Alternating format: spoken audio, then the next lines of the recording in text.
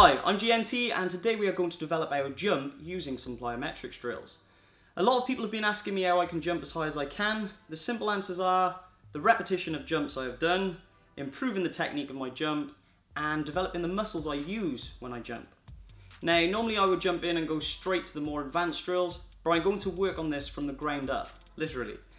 Therefore, this video will focus on the more basic plyometric drills and developing the correct technique for jumping. Then I will progress to more advanced drills in future plyometrics videos. Before we start, plyometrics in a nutshell is a form of exercise that focuses on learning to move from a muscle extension to a contraction in a rapid or explosive manner repeatedly. It is great functional training for martial artists, trickers, and many other athletes. It will help us improve speed, strength, and ultimately power in our movements. Okay, so the first drill we are going to do is very simple. It's ankle hops or springs. If you have ever skipped before, think of it just like you are skipping off of 2 feet. If not, just make sure you are leaving from your toes whilst extending your legs. Then land back onto the balls of your feet, absorbing the impact slightly by bending your legs and taking the heels close to the ground. From this, spring straight back up, leaving from your toes again. The heels will maybe hover or touch slightly, but they should not rest on the floor.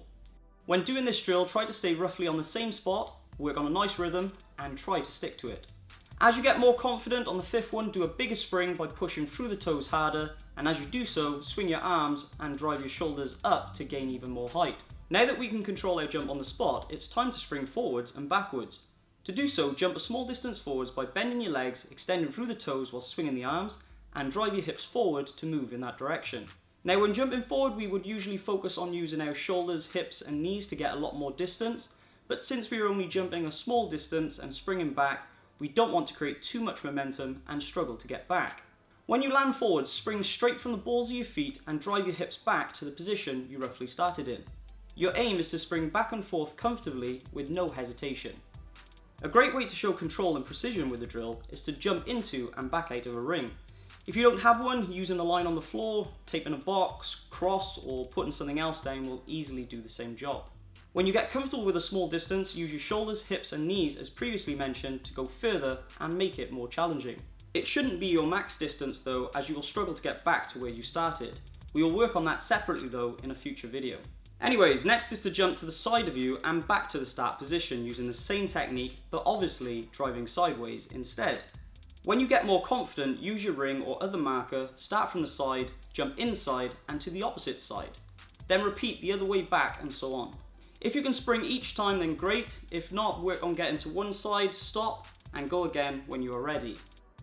Eventually though, you want to have enough control to go straight into the jumps. Next one is the tuck jump. For this, leave from your toes whilst extending your legs and body, and combine it with swinging your arms and driving the shoulders upwards.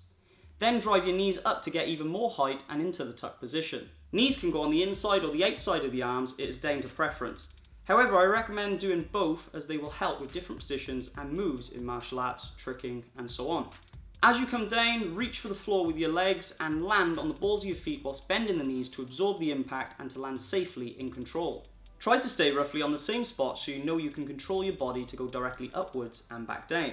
I always say to my students, if you can't control your jump, moving on the spot, forwards, backwards, and so on, how do you expect to control it when adding a kick, spin, or a rotation?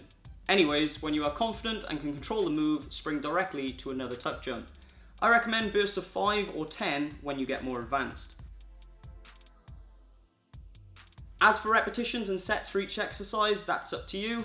I recommend to start at 5 reps for 3 to 4 sets. As you get more advanced, this can rise to 10 reps, 15, and so on. You can even go by time limits to mix it up if you want as well. Okay, so that's it for the basic plyometrics video. I hope you have learned something and have enjoyed it. If you did, smash that like button and comment below what you thought and what you want to see next. Also, don't forget to subscribe and follow me on my other social media if you haven't already. Thank you for your support. Team GNT, peace.